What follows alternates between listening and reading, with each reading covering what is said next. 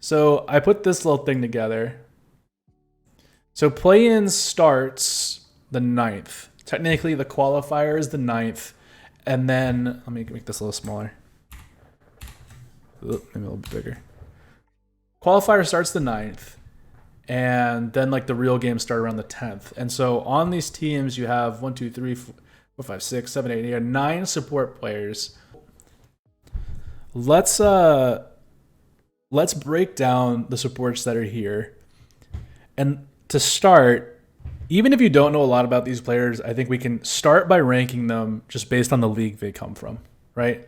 So Labrov obviously is going to be number 1 based on league, LEC. Then you have Huhi's Golden Guardians, so that's 2. We've talked a lot about PCS and how decent they are, so that would be Woody at 3. I would say that, like, from what I've seen just in our video and everything I've looked at for CIOs, he's probably like 5'6", somewhere in here. So we'll jump between. So I think R7, which I believe is Lyonz, is probably going to be the bottom, just based on league again. So like we'll take a look at this in just a sec. And then you have ChiauC, who I believe is the other PCS. So he's 4. And then I would do probably this, where these two are kind of like, these are the 2 Vietnamese players. Harp. Japanese league is like a little bit too high up there, I think. These like bottom 4, it's actually really difficult for me because I don't really know a ton about Lyonz. I do know that Harp has played a ton on Detonation Focus Me, so at least he has experience. So this would be like if we were just ranking it based on like the league they come from and like how much you can take away from their stats, right? So obviously that's not how we're going to leave this because there's a lot of other things to consider outside of just like the league they come from, right?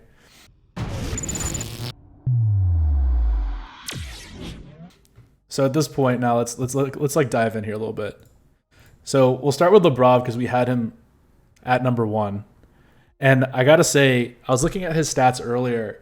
It's not very impressive. Most recent season in winter, there's just a lot of questions for me. Let's zoom in so you guys can actually see this. All right, that's better. So this is Labrov's champion pool on BDS. And so I mean,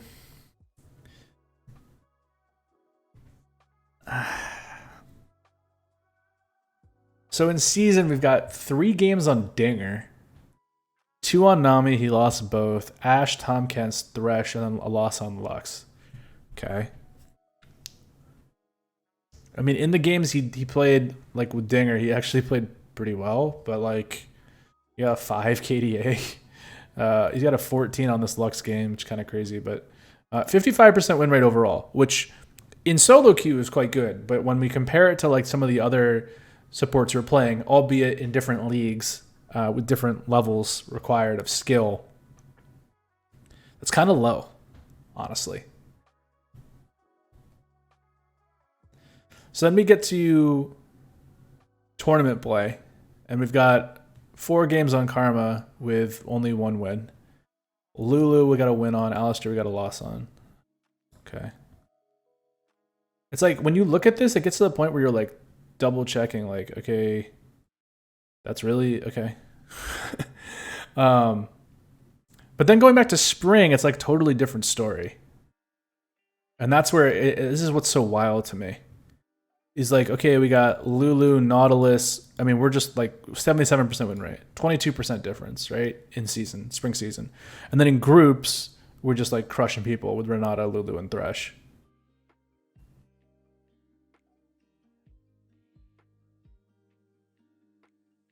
Spring playoffs, okay, 50-50. And down here, we got a 44% win rate. We're getting dumpstered on Milo. Lulu's decent. We got some wins on. It's just a 28% win rate here in summer. So we're going back pretty far here. But honestly, like, it's not that impressive on paper. Like, we're not stomping people. But for me, Labrov is like, yes, much harder league. Don't get me wrong. LEC, significantly more difficult than what a lot of these other guys are playing. But this is kind of wishy-washy stuff. Purely statistically. We're not watching replays, right now. We're not like diving into this guy in too much depth. But when you look at the stat lines, it's a little dicey. Like it's sort of like hit or miss for me. So take that into account. Like, look, sight unseen, like I would say that the lowest that can possibly drop him is like 3. Because the rest of these guys are either such unknown quantities against international competition or have historically just gotten blown away by major regions that it's very difficult to like give too much of a penalty. And that's true for Huhi as well. But let's take a look at Huhi. So Golden Guardians, obviously LCS. They had a pretty good season generally, and you can see he's got a bit of a wider champion pool. But I guess for me, when I look at champion pools currently, I am always a little bit nervous around enchanters. But none of those enchanters here are under 50%. Playing 2 games on them. KD is not that bad. This Ashe KD is a little bit suspect, but generally pretty decent. We have like one Yumi game that's just a mistake, honestly. It's not a great pick. And this is back in spring. Spring playoffs, okay. 58% win rate, okay. Then we're getting to summer season.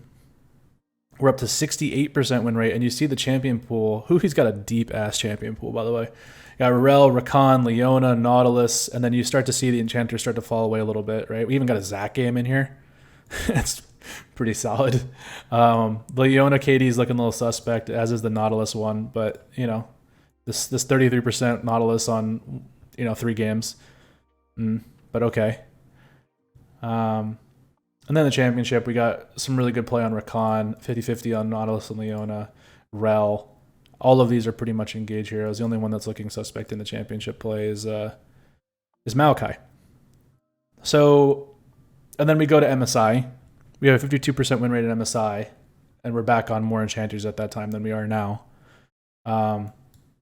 The Nautilus is still looking a little bit suspect, and I feel like a lot of these guys, the Nautilus is a little bit weaker than I would have thought, to be honest. But for me, when I look at the stats, it's certainly like this. Sorry, let me zoom in on this too. It's certainly Huhi and above Labrov for me. And I think actually if you're like an LEC fan, you'd have some difficulty debating this one. Golden Guardians have looked really, really good compared to where they were like last year, and Huhi's a big part of that. So then the question becomes, okay, if Huhi's 1, is there any like debate that Labrov is 2? So we go to Woody, and for me, PSG Talon have always been like an interesting organization in general. It's like the strongest team in the PCS for me, right? Like you look at this back to 2022. I don't know if we can go further back than this. Oh, it's because PCS as a region hasn't been around that long because of Oceania. It was sort of like merged in. But they're like probably the strongest team in this region. And obviously Woody's only showing up here in like 2023. Before that, you have Kai Wing. So it's not all Kai Wing, but you do notice this right here, right? MSI, they got 3-0'd by GG. You can actually even see at MSI, right? PSG beat Detonation Focus Me. They beat Loud. They're losing to G2 and Golden Guardians, and they're not taking games off of them either, but yeah, okay. So like, just in terms of team performance, this is probably the guy, right? Let's check his stats though. And this is honestly like the first time I'm coming in here too. It's pretty, like first glance though, this is pretty, we're dumpstering people in spring, right? Like we're playing 7 games on Nami with a 57% win rate, and we're winning on every other champion we're playing on. Like, okay. All right, cool. That's, yeah, decent. And then we're going to spring playoffs, and we're still at like a 69-70% win rate. We're losing a Sona game, which breaks my heart, with only a 2.3 KD, which is also kind of weird, but okay. Annie support, no dice. We did get the win on Nautilus, which is more than a lot of these other folks can say. We're winning on Thresh. Nami's sort of up or down. Going into summer, we can see the champion pool, just like everybody else, changes away from enchanters. But again, like we're dumpstering people during season here. Like the only loss we have one loss on Rel, one loss on Leona out of 18 games. That's absolute destruction. And look at these KDs too. Holy. 10 on Braum over 3 games. 12 on Alistar. 6.3 on Rakan. I mean, obviously some of these it's easier to get assists than others, but even so, like kill participation average is almost 80%, right? It's yeah. So then we go into the tournament. We keep 100% win rate on Rel. Alistar falls off a little bit, 3 losses actually. KD falls a little bit too. And Rakan is 66.7. So, all right, so then we go to midseason invitational. So this is where, this is honestly, so like in the PCS, Woody's that guy, right? Like your win rate is it's like almost 70% throughout all tournaments and regular season. And if you just look at regular season, my guy's win rate was 89% during the summer season, 83% during spring. Like, not a lot more you can ask from the guy, to be honest. And really quick, looking at the seasons, you got 80% kill participation in summer and about almost at 79.5. So 79.5 in spring, 79.9 in summer. Dude is smurfing in his league. Like to the point where like if I'm looking at this and I'm like running a team in the US and I'm like trying to save budget, like I don't know if this guy speaks English, but if he does, I'm trying to pick him up on the cheap, man. This guy is smurfing. Then again, you have to give away an international slot. So there's like a lot of like, all right, organizational, operational things that would need to be considered, but those are really good stats. So then we get into MSI. And yeah, not quite as aggressive or winning. I think they did beat Loud and they did beat, was it GAM? They beat a couple of these other play-in teams, but they not so good on Nami, not so good on Karma, not so good on Leona. And he's lost a couple of big games on Leona. So for his sake and for PSG's sake, I hope he doesn't pick Leona in the play-ins. But Thresh is looking good. And you got to remember, this is when we're still looking at a champ pool that is a little bit more enchanter focused back in MSI. So Thresh is decent, 4.75. Kill participation's down a bunch, but really the kill participation is mostly down because of this Nautilus game, which is pretty rough, even though they won. And who knows what happened in this game, right? This is like where stats get a little bit misleading because they could have won the game through top lane, for example, and it's like you're not going to be involved as much. The Leona was sus. The Karma, dude, no one on. Have you noticed this? We're through 3 supports now, and no one's winning on Karma just from last split and from MSI. I'm just curious if we're gonna find anyone on these play-in teams who's like good at Karma. And Nami was rough. So this is like going back to like the whole reason we're here, right? Like, who do you take? Do you take a guy who like smurfs in his own region? And is like got really high kill participation and like generally is like crushing it, or do you take a guy who's like, he's really picked up. You can even see, I'm looking at these kill participation numbers. We've gone from like 60% during winter or 70% during winter to almost 80% in spring and summer. And he certainly played better in the finals, 82%. So like I would say Labrov is on the up. I feel pretty okay about this just because Labrov is playing much higher quality opponents in those games in the LEC than Woody is in the PCS. So that's my initial thought on that. But let's keep going. Maybe we're wrong. Maybe there's someone else in here that I haven't like really given a fair shake to. So I have ShiauC next. He's the other PCS support. He's on CTBC Flying Oyster. And let's see just really quickly, like in terms of where did we end up? How did we get here? They were second. They got 3-2'd by PSG. So on that alone, I feel like pretty solid. And then historically, like, yeah, this is a little rough, right? I mean, we were in the LPL though, so it's like different, but like 15th, 12th, like we're getting dumpstered in the LPL. 16th, like it was never. In the LMS, we played okay back in the day. I mean, this is like 3 years ago now. It's completely irrelevant. But actually, you know what? It's not though, because ShiauC is on these teams. So excuse me. So he has won LMS before it was PCS. So that's like the Taiwan, Chinese Taipei, whatever you want to call them, region back in the day. And he's on these teams. He's like, and you can see actually back in 2018, he's backing up Sword Art, who people in the US know, just based on his like brief time in the LCS, which was kind of a mess. I think he was on, was it TSM? They like paid a lot of money for him, and he kind of goofed it up. But so he's been around for a long time. He's won some stuff. He's played decently. So he got benched for Slaytrue at some point here.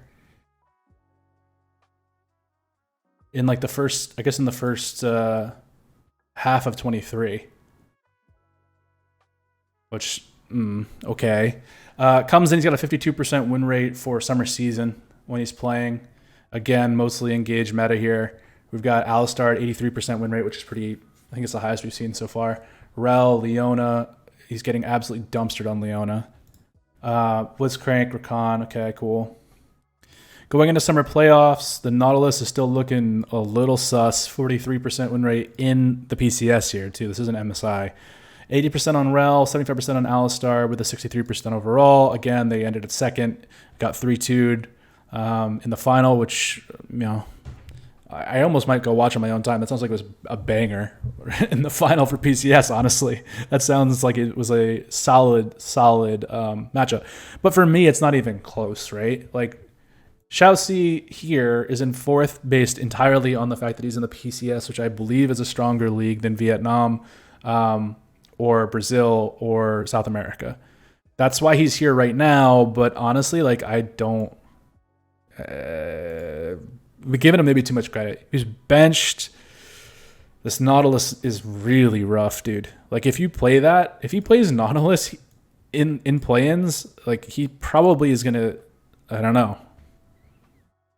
I mean, it's a team game, right? But, ooh. If these stats come through, I mean, yeah, you're in Worlds now, too, and you're not in the PCS anymore. Granted, you're going to be going into Vietnamese players, Latin American players, Brazilian players. Like, you might get away with it, but you might not. Not super... I mean, if I'm a team, I'm trying everything I can do to get this guy on Nautilus, if I'm a coach. And I haven't watched their games, so I don't know if they play through them. I mean, kill participation's pretty high here. We're like 75%-ish. It's right around where the other folks have been, to be honest. But if you get him on Nautilus, unless he's improved or had an off couple games or something, shaky stuff. He is probably like one of the most experienced players, though, here. I mean, you look at his career, so many games he has in his career. Just like games. That's crazy. 371 games total over the course of his career, but he's got a losing win rate of 43%. So you're going with the old dog. I say old dog, he's like 28, but you're going with the old dog, and I'm not feeling super confident about this anymore. But let's hold it for a second. We'll go to CEOs, who I had in fifth. And obviously, if you've watched the YouTube video, ! YouTube in the chat, we have a full dive on this guy. We also watch him play into Sven. And I found that replay to be like pretty impressive. His Nautilus gameplay is in pretty stark contrast to what we've seen from a lot of other players. We're looking at split one here. So this is back when enchanters were a bit more in meta. At that point, he's still kind of smurfing on Nautilus. His Nami's decent. His Rakan is what he's playing in the replay that we looked at on the YouTube video. Is good enough to hang with Sven on Nautilus, who's going into him. And that's a tough matchup for a Nautilus, but still. Played well. Karma, we still have yet to see anyone in this play-ins group from a support perspective play a decent Karma, which is kind of crazy. But okay. Got Ash, Yumi, Dinger. All right, cool. So that's the regular season. Then Split 1 playoffs, it's more of the same. The Nautilus is just really strong, at least in a Brazilian league. Win rate hovering, by the way, during regular season, his kill participation is about 78%. And then in the playoffs, about 72%. Okay, fine. But he's got an 81% win rate in playoffs. Loud did really well there. And it's funny, though, what's interesting about this is they actually, and I mentioned this in the video, Loud finished third last split, so to qualify in the regular season. And then the split before regular season, they were in second. So they didn't win either time. They won through the playoff bracket. So they are a pressure team. I think they 3-2'd in the final against Pain. Or no, 3-1 in the final against Pain, who's the other like big Brazilian team.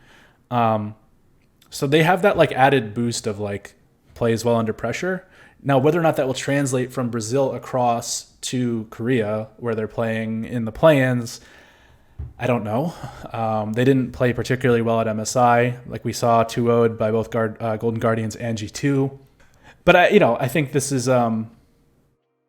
good stuff. Now, looking into Split 2 for the season, Nautilus win rate went down a little bit, still 72% win rate overall. And, for me, his Rakan is 60% win rate. Again, we're talking over like 5 games here. But in the playoffs, we sort of come alive.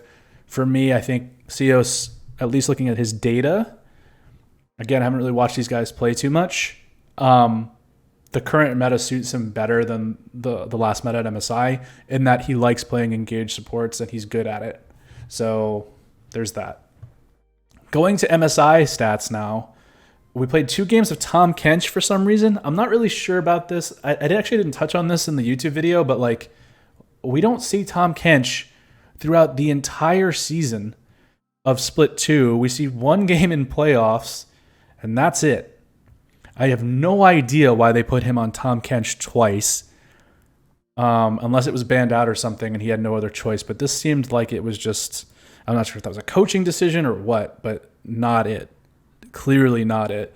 But he didn't have a lot of joy on Nautilus or Rakan either, which is surprising. Leona and Thresh. I mean, look, they're playing G2. They're playing Golden Guardians. It's rough out there. I think they beat Detonation Focus Me, so that's where like the 2 wins are coming from on Leona and Thresh. But yeah. So look, for me, I think I feel okay about this swap, ShiauC versus Harp versus CIO's. I don't think it really matters in the context of like who's going through. I want to be really clear about that.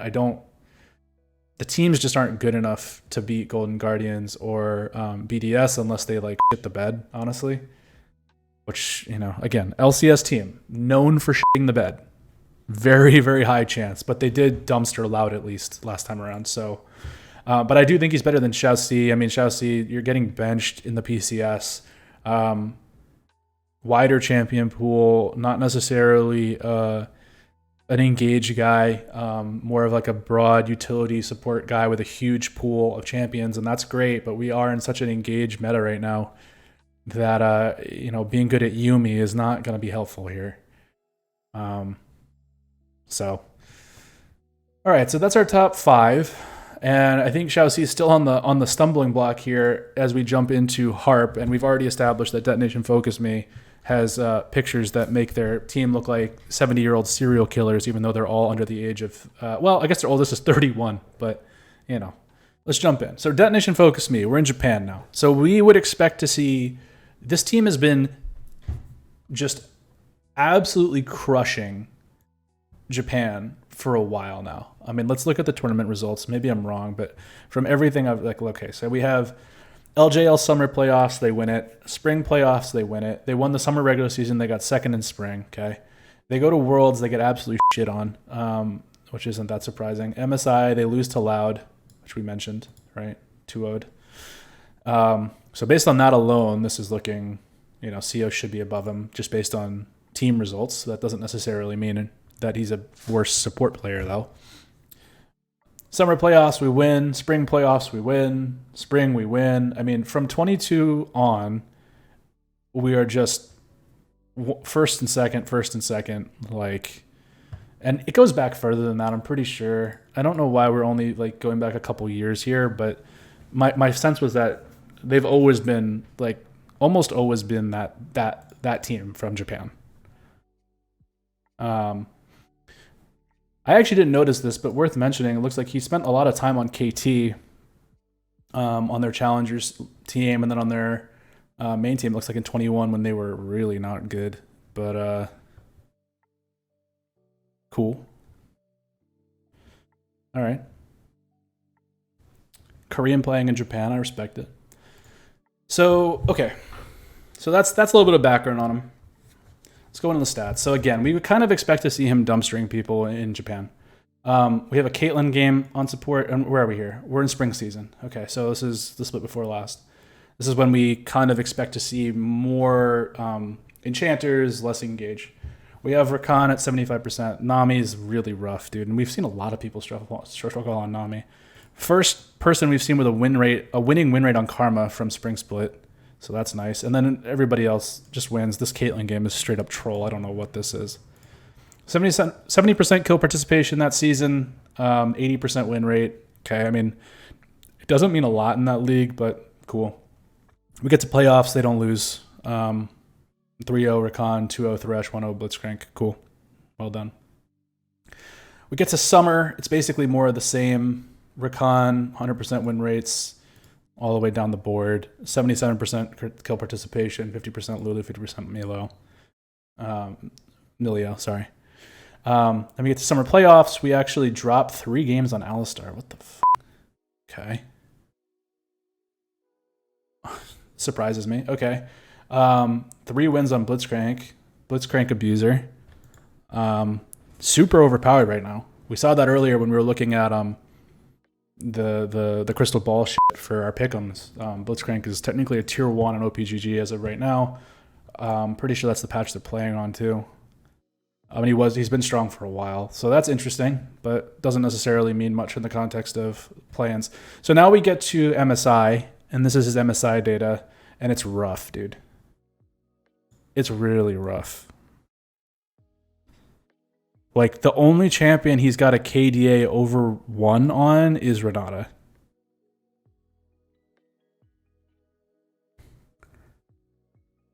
That's a rough showing, dude. And we know he lost to CIOC. I don't know if they lost to like any of the stronger teams like Golden Guardians or anybody like that.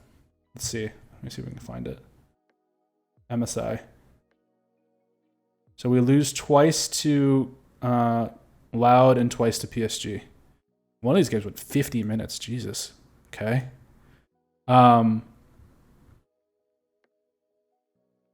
He actually played pretty well in this game too. He was 0-2 and 22 on Blitzcrank against PSG. So my man was keeping them in it almost single-handedly with this Blitzcrank pick, but not enough.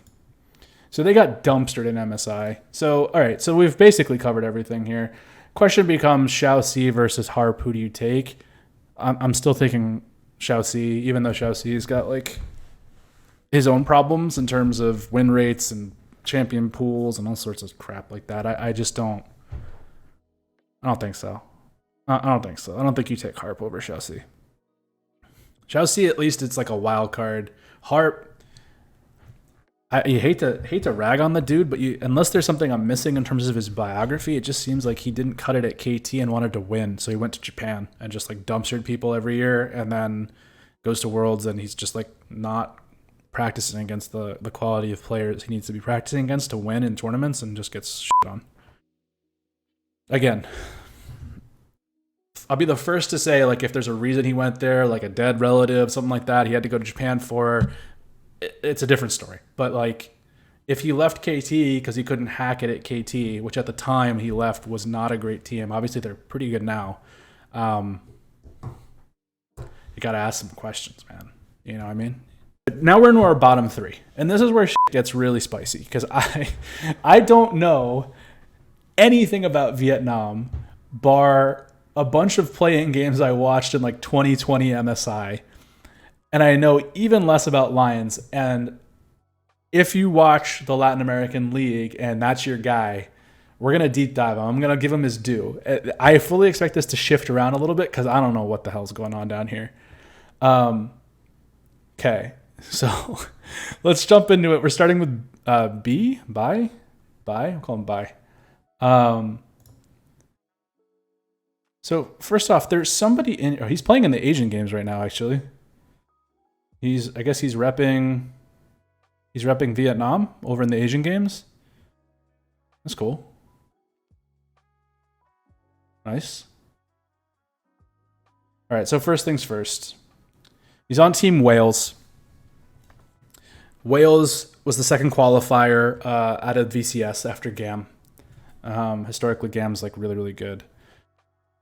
And it looks like they beat the Buffaloes. Saigon Buffaloes generally are like the team from Vietnam, which surprised me because when I watched, they were like always there. And I haven't watched as much this season, to be fair to me, but or to be fair to these guys, but yeah. All right, so they finished second. Let's take a look at this champ pool. Again, we're in a weaker league, so we would expect to see higher win rates if we're really like crushing it. Like, let's put ourselves in the mindset that like we're like an LEC, LCS, Korea team. And like, would this be a guy we want to pick up if we're like a bottom half team and our support is dog shit? You know, are they doing enough in their region that we're like, hey, if you speak the language that my team is based in, we'll give you a shot, right? And again, we're gonna suspend belief that there's like international rules that would keep us from taking them or like filling a spot or whatever. Because obviously we would, you know, if we have the money, we're going to go to like Korea or China instead. Okay. So starting in spring season, we've got, this is a goofy champion pool. Wait, what the fuck? I was like all ready to go. And then I'm looking at this. It's like, okay, we got Belveth 2 games, both losses. What are we doing on Belveth? Caitlin, we got a dinger game. What the f***? Got a Galio game. All right. Well, we got a Sona game. We got a win on it too. We love to see it. Okay, so hopefully we're not pulling out the Belveth anytime soon. This is cursed. What a cursed decision. Just imagine some coach being like, what the f*** are you doing? No! No, not the Belveth buy. Not the fucking Belveth, no. You know, all that being said, we got a 60% win rate. We're on a 77 kill participation for spring season. I mean, those aren't like break the world numbers, but they're fine. I mean, they're good for that league.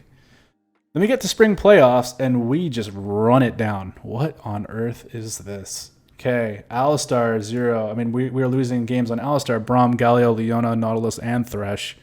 We win a Blitzcrank game, we win a Nautilus game, or we win a Nami game, excuse me, and a Renata game. Okay. KD on Renata's decent, and Blitzcrank is decent, but otherwise it's like pretty rough out here. So spring playoffs was not really it for us. And we get down to the summer split, and it's even worse. Wait, our win rate, oh no, it's a little bit better. Sorry, 61.3, about the same. We went 7-4 on Rakan. I mean, we see obviously the meta shift towards more engaged stuff. We got Rel, we got Braum. I mean, this looks better. It looks more focused. We don't have this gigantic list of like goofy champions that we're playing. Like to the point where like, is there something in VCS where we like ARAM like midway through the season? Like, what the hell is that? Okay, anyway, we're just like trying out, like, hoping for the best. Like I don't. Okay. I can't get over that Belveth pick. Okay. So we get in here and we're looking okay. Kill participation 75%. Are we improving? Not really. It's about the same. We're about even. Then we get to summer playoffs. And we have a losing win rate on Alistar, which is not what you want to see. 60% on Nautilus, 66% on Rakan. Okay. Then we get to the Asian games. It's a cool additional stat line to have, particularly because it's more up to date. Oh, wait, this is 2022. Wait, what? Is that a typo? I thought Asian games were this year. Yeah, what the hell are they talking about? Okay, that's a typo. Unless I'm missing something. Am I missing something? No, it's a typo, right? That's a typo. Okay. This is 2023 Asian Games. I don't think, yeah. So we're still playing Rakan. All right, cool. Alistar, Leona, Set, Rel. Okay, so we're warming up the engaged champions, but I gotta say, this is not that impressive. My initial thought is that we're probably gonna end up doing this. I do have questions about why Bai is representing us at the Asian Games and Palette is not, if Palette is better than him. But, and again, Palette is the other Vietnamese player. He's on GAM. So, unless there's a reason that you wouldn't take him, some questions about that. Okay. So, Palette, going back to like the tournament results here, he's on GAM. We already saw this, but GAM finished first in VCS. They won the playoffs. I don't know what the hell this is. They were DQ'd. All right, I have questions about what the hell this was. What?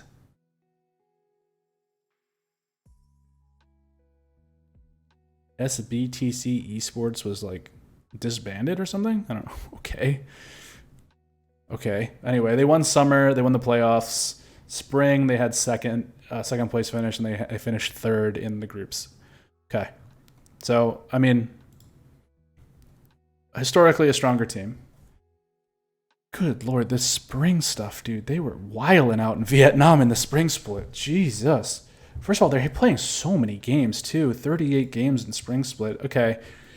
So we got Lulu with a win rate, 4-3. Rakan, Ashe, Nautilus. Do we have any goofy shit in here? Seraphine. Got a Pantheon. Got these Tom Kench. That ain't it. Tom Kench with a 0% win rate and a 1.43 KDA. 55% win rate with a 72% kill participation. So this was not a great season for him, honestly, for spring. When it gets to the playoffs, it's about the same. 70% kill participation, 56% win rate. They ended up, what, second? 2 losses on Rakan. Hate to see that, but okay. He's playing on SBTC from January to August. He just joined GAM in August. And they played him in the finals, I guess. Is that right? They picked this guy up from a team that's like under investigation. They just play him. I don't think Bai is that good. I don't think Palette is that good either. Okay, so we've missed one guy. And I gotta say, based on everything we just looked at, I'm pretty sure this is how we're gonna go. But let's take a look at what he actually did before we do that, because I mean, like, he can't be worse than either of those guys, right? I mean, he's not like cheating or anything, is he? Okay, so first of all, he's on Movie Star R7. Let's go into the tournament results. He's got a guy on his team named CO, not to be confused with CIOS. That's really confusing. Okay. So tournament results. First of all, they're winning LLA 2023. Movie Star R7 generally looking really good down in Latin America. And he's been a part of their team for a while here, going back to at least 2018 when they really weren't very good. He's been there a really long time. It looks like he backed up top lop. He like played mid at one point for a little bit. How old is this dude? He's only 21. Wow. So he's been playing for this team since 2018. He's 21. So he started playing, or it's 2018, 5 years ago. He's 20. He started playing for them when he was 16 years old. That seems like it would be a labor law violation, but okay. Video gaming, dude. We don't do workers' rights in this bitch. Child labor is totally fine. I mean, you know, like if he's getting paid, I guess whatever. But cool. So they won. I'm assuming closing is regular season. So they do opening and closing instead of like spring, summer, winter. Okay, 2 splits. So they won playoffs and went to MSI. They lost to Golden Guardians. Feel like everybody did, to be honest. All these teams did. And then they won both the regular season and the playoffs. And they 3-0'd to get to where they are. And they have a history of being pretty good from like July of 22, from closing, from I guess second split last year on. They were doing pretty well. Looks like he's like kind of like flexing into mid lane. So maybe we're going to see some wacky stats here. I don't know. Okay, so opening. So this is what they did to get into MSI. We're playing Nautilus. We're playing Tom Kench. We have a Nami pick. Got that Dinger in there, which seems like everybody's around with. Lux, Annie, Ashe, Pike, Rakan, Jhin, and Rel. 58% win rate, 67% kill participation. Nothing.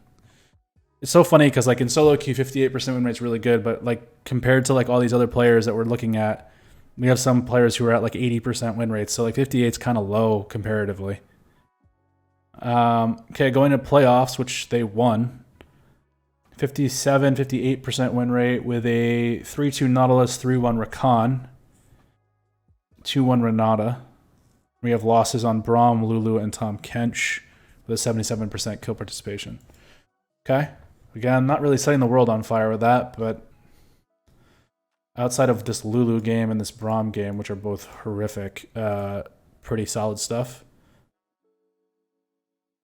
So let me go into closing, and my man picked it up in closing. So, okay, so we had a 58% win rate in opening on over 17 games. Over 16 games in closing, he brought his win rate up to 87%, which is... So this meta clearly is better for him than like the Enchanter like damage dealing meta that we sort of had in the first split. Rakan, perfect. Nautilus, perfect. Rel, perfect. He had an Amumu support game. Love to see it. Gragas, Leona. He even had a Yuumi win. Lost on Alistar, but generally was really, really good. Kill participation at 75%. Not bad. Pretty good. Let me go into the playoffs, and we're still kind of smurfing, honestly. We dropped 2 games, one on Alistar and one on Blitzcrank. Otherwise, we're perfect on Rel, Nautilus, and Rakan with a 71% kill participation. Now we go into MSI. We're taking a step back here to the end of first split, but we played 7 games. We won 1 on Rakan, won 1 on Leona, so we did win 2 games. Lost 3 on Rakan, 1 on Leona, and got dumpstered on Lulu with a 60% kill participation. KDA over 1 on Rakan, otherwise it was pretty rough.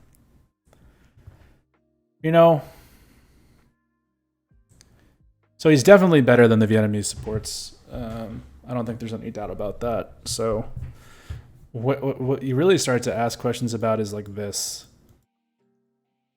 I guess I just want to go back and see really quickly like what the team performance was like in MSI, because we didn't really spend a lot of time on that.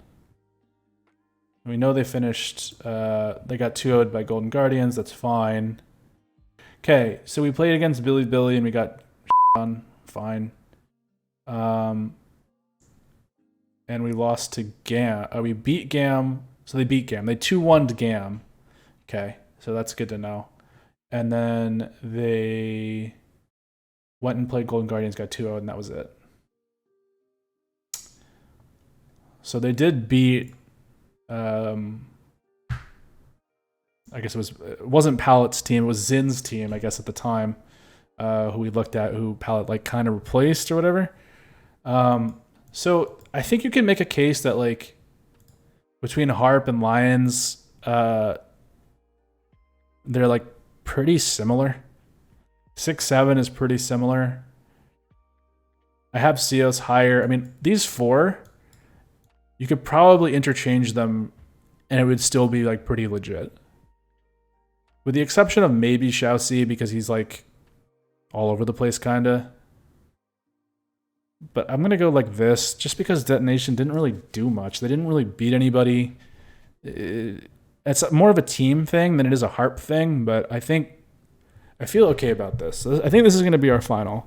We got Huhi first, largely just based on the fact that he's played better in the LCS than Labrov has played in the LEC. I think the 2 of them are playing at a much higher level than everybody else here. Then there's a slight drop off to Woody. He's played pretty well in the PCS. He's dumpstering people. Same thing with CEOs. He's playing really well in Brazil. He's dumpstering people. ShiauC, he's playing in the PCS. He's doing fine. Lyonz is playing in the Latin American League. He's doing really well. He's not like dumpstering, but he's doing pretty well. Harp dumpstering Japan, but then cannot buy a win at any international tournament. So it's hard to gauge him. But yeah. And then we have Bai and Palette, who Bai I have a little bit higher. He really wasn't that great, to be honest, in Vietnam. He was good. He wasn't great. And then you have Palette, who he's on a team that gets caught cheating. He somehow becomes the starter on the best team in Vietnam and is going to Worlds. Like they already had a support in Zin who was like pretty good. Like I don't know why they picked him up. It doesn't make a lot of sense to me. Vietnam is crazy, dude. I feel bad like listing these guys like this because, you know, a lot of it has to do with the teams they're on, the leagues they're in. It's like some of it's out of their control.